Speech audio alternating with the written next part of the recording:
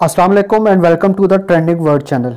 आज की अहम शख्सियत उस कबीले से ताल्लुक़ रखती है जो एशियाई कुचक में पहले पहल खाना बदोशों की हैसियत से दाखिल हुए, फिर ऐसी वसी सल्तनत की बुनियाद रखी जो 150 बरस के अंदर अंदर दुनिया की ज़बरदस्त ताकतों में शुमार की जाने लगी।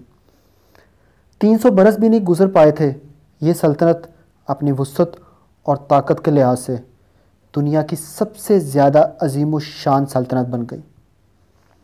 यह सल्तनत एशिया, यूरोप और अफ्रीका के वसी हिस्सों में कायम थी।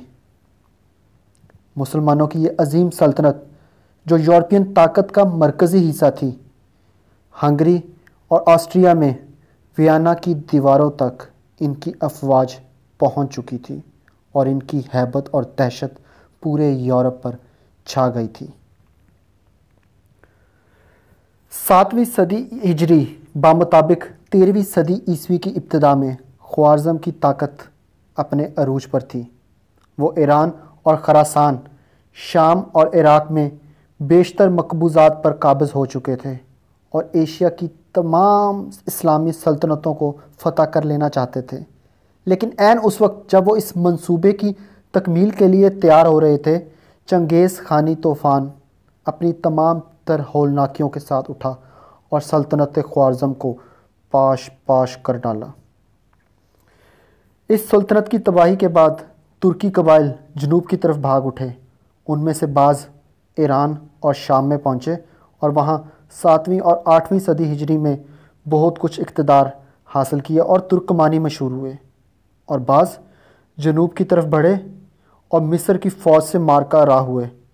लेकिन मिस्र में उन्हें शिकस्त हुई और वहाँ से वापस होकर एशियाई कूचक में सल्जोकियों से आ मिले। इन्हीं तुर्की कबाइल में चंगेज़ खान के हमले के बाद अपना वतन छोड़कर मारे मारे फिरने वाले कबाइल में से अर्तगल का कबीला भी था। यह कबीला तुर्कान आगूज़ का कबीले का एक जुज़ था जो अर्तगल के बाप सुलेमान शाह की सरकर्दगी में अपने वतन खरासान को छोड़कर मुख्तलिफ़ मुल्कों में घूमता हुआ शाम की तरफ जा रहा था। दौरान सफ़र दरियाए फ़रात को अबूर करते हुए सुलेमान शाह दरिया में डूबकर वफ़ात पा गए।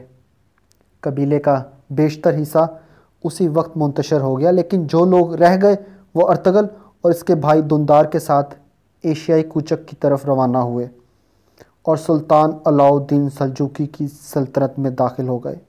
ये जमात जो सिर्फ़ 430 घरानों पर मुश्तमिल थी, सुल्तान अलाउद्दीन खिलजी की सल्तनत में पनाह लेने लगी। वहाँ से ये जमात कूनिया के लिए निकली तो रास्ते में अंगोरा के करीब अर्तगल को 2 फ़ौजें मसरूफ़ जंग नज़र आईं।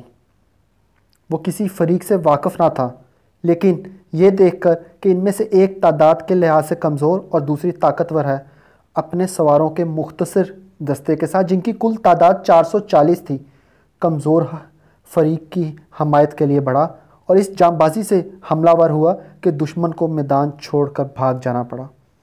फ़तह हासिल करने के बाद उसे मालूम हुआ जिस फ़रीक की इसने बरवक्त मदद की थी वो सुल्तान अलाउद्दीन सल्जूकी की फ़ौज थी, जिसे तातारियों की एक बड़ी फ़ौज ने घेर रखा था।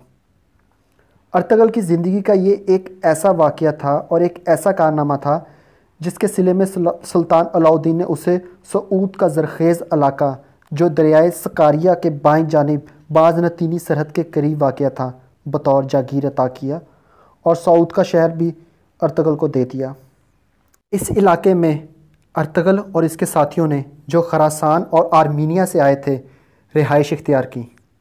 अलाउद्दीन ने अर्तगल को इस जागीर का सिपा दार भी मुंतखब किया, क्योंकि अर्तगल की जागीर बाज़नतीनी से जुड़ी हुई थी और बाज़नतीनी की फ़ौज से अक्सर जंग की नौबत रहती थी।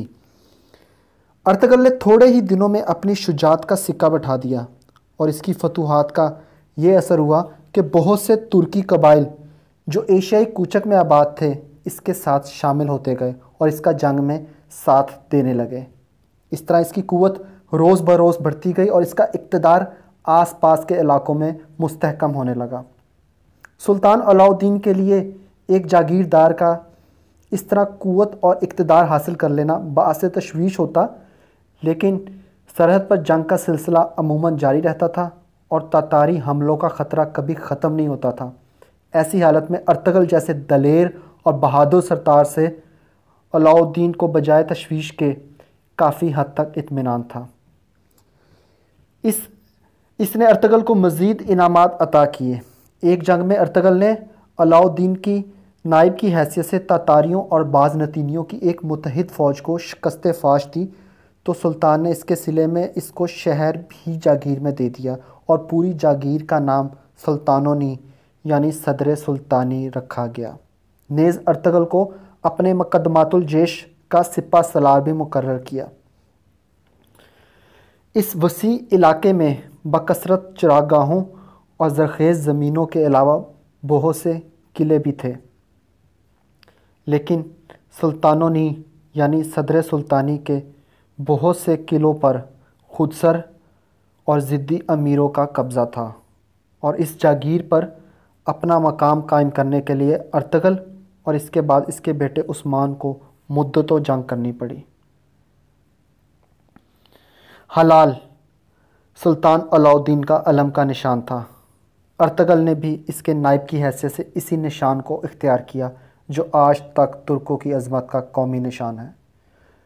سن 687 ہجری بمطابق 1288 عیسوی میں ارطغرل نے 90 سال کی عمر میں انتقال کیا اور سغوت کے قریب دفن ہوا۔ دوستو، یہ تھی میری چھوٹی سی کاوش۔ اگر آپ لوگوں کو میری ویڈیو پسند آئی ہو تو میری ویڈیو کو لائک کر دیجیے گا، اور اگر آپ میرے چینل پہ نیو ہیں تو چینل کو سبسکرائب کرنا مت بھولیے گا، اور بیل آئیکن کو لازمی پریس کیے گا تاکہ جو بھی نیو ویڈیو آئے آپ کو اس کا نوٹیفیکیشن ملے۔ نیو ویڈیو آنے تک اللہ حافظ۔